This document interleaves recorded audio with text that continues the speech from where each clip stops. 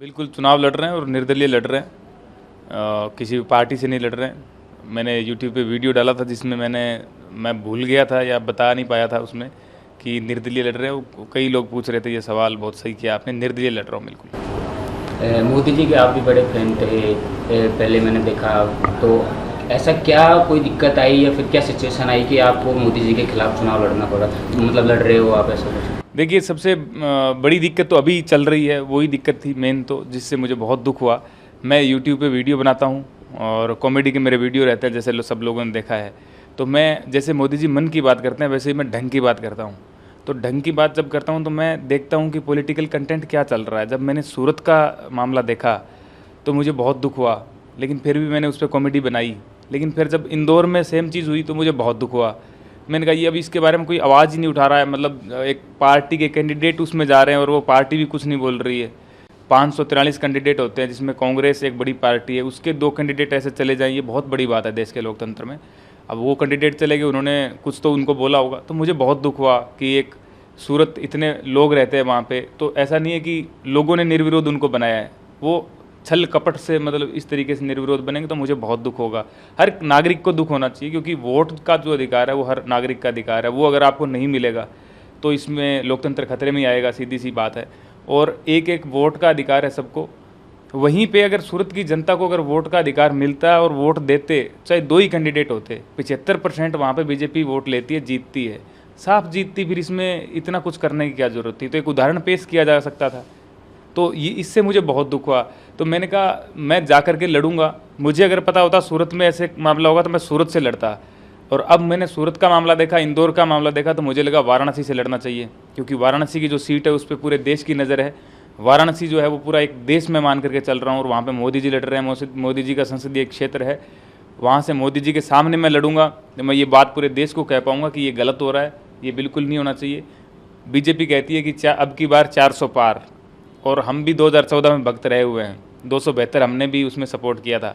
तो इसमें अगर मैं सपोर्ट नहीं कर रहा हूं तो मैं ये नहीं कह रहा हूं कि 400 पार नहीं होनी चाहिए, आपकी 450 हो, हमें दिक्कत नहीं है, हमें उससे चीज़ से कोई प्रॉब्लम नहीं है। मैं कांग्रेसी नहीं हूँ या मैं कोई उनके विपक्ष में बैठने वाला बंदा नहीं हूँ। मैं ये कह रहा हूँ कि आप लोकतंत्र से विजयी हो, लोकतंत्र से वोटिंग के अधिकार से आप 500 सीट ले लो, कोई प्रॉब्लम नहीं है। लेकिन इस तरह से देश के साथ ये तो बहुत गलत हो रहा है।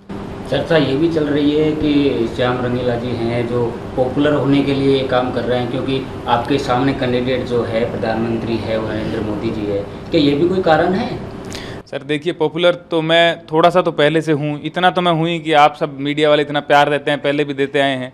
अगर मैं पॉपुलर नहीं होता तो वैसे ही मेरी हालत होती, जैसे 27 लोग पिछली बार लड़े थे उनकी हुई थी। उनको कौन जानता है, 4 नाम कोई लोग नहीं जानते कि कौन कौन लड़े थे। लेकिन आज मैं लड़ रहा हूं तो लोग इतना तो जान रहे हैं, इतनी खबर तो वहाँ पे छप रही है कि सामने कौन लड़ रहा है, सामने श्याम रंगीला लड़ रहा है, स्टैंड अप कॉमेडियन है, क्यों लड़ रहा है, एक रीज़न जा रहा है ना क्यों लड़ रहा है। तो ये रीज़न जा रहा है कि भैया वो जो चीज़ उसने देखी सूरत में, इंदौर में जो चीज़ हुई, तो उससे वो परेशान हो गया। और एक मेरी जो खुद की पर्सनल ज़िंदगी है उसमें मैं एक आर्टिस्ट हूँ, और आर्टिस्ट के नाते जब मैंने 2017 में परफॉर्म किया लाफ्टर चैलेंज में, तो वहाँ पे मेरे आर्ट पे रोक लगा दी गई। 2017 में रोक लगी, मुझे लगा कि नहीं मोदी जी ने नहीं रोक लगाई है। फिर 2020 में जब मैंने पेट्रोल महंगा हुआ, तब हमारे गंगानगर में ही, कहीं और जा कर के नहीं बनाया था मैंने, गंगानगर में ही पेट्रोल महंगा हुआ, सबसे ज़्यादा महंगा था। मैंने वीडियो बनाया, मेरे पे केस होने की बातें हो गई, वहाँ पे केस दर्ज कराने की बातें चली। पेट्रोल पंप मालिक का तेल रोक दिया गया। कितनी बड़ी बात है देश के लोकतंत्र में, देश के इस एरिया में एक पेट्रोल पंप का तेल ही रोक दिया गया कि उस लड़के पे कार्रवाई करो आप।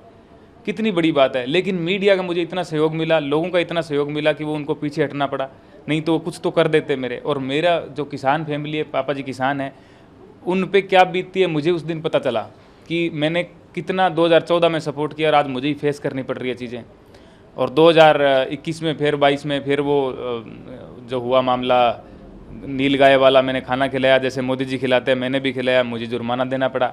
तो ये सब जो चीज़ें हैं ना, मेरी पर्सनल भी है, और उसके अलावा मैं देखता हूँ तो पूरे देश में ऐसी चीज़ें हो रही है जो मुझे जाकर के वहाँ से लड़ना पड़ा। अब इसमें लोग पब्लिसिटी समझें, इसको कुछ भी समझें, मैं कहता हूँ कोई और लड़ ले वहाँ से, थोड़ा और पब्लिसिटी के लिए कोई और लड़ ले, मैं बैठ जाऊँगा, कोई दिक्कत नहीं है। लेकिन लड़े तब तक लड़े जब तक वो एकदम लास्ट चुनाव का रिजल्ट आ जाए, उससे पहले पर्चा ना उठाए कहीं कोई, जैसे हर जगह उठ रहे हैं। आपने पेट्रोल की बात करी, गंगानगर में पेट्रोल में वही दिक्कत, अब तो वहाँ भी पेट्रोल सामान खरीदे गए।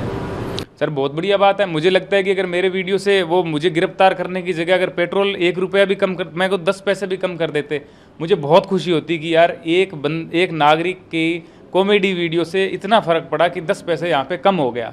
बहुत खुशी होती और सब लोगों को होती। लेकिन अब जो चुनावों के बाद में जो कम हो रहा है ना भाई, चुनावों से पहले जो कम हो रहा है, उसके बाद में चुनाव आए तभी कम हुआ, उससे पहले तो नहीं हुआ। तो ये जो चीज़ें हैं ना, इससे दुख बहुत होता है। अब आप कम करने की जगह आप कहते हो कि ये तो देश की भलाई के लिए हो रहा है, तो ये तो गलत बात है। और देश की भलाई में हम जो सहयोग दे रहे थे 2014 से पहले, हमने पोस्टें शेयर की थी, 12वीं फर्स्ट ईयर में ही तो थे उस टाइम, 2012 में 12वीं में था तब से पोस्टें शेयर कर रहा हूँ।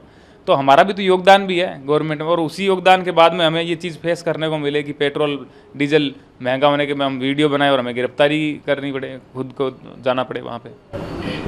आप किसी पार्टी से नहीं लड़ रहे, निर्दलीय लड़ रहे हो, तो नामांकन कब दाखिल करोगे, कब का विचार है?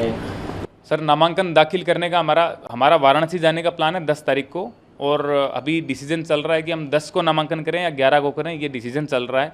बाकी 10 को हम वाराणसी पहुँचेंगे।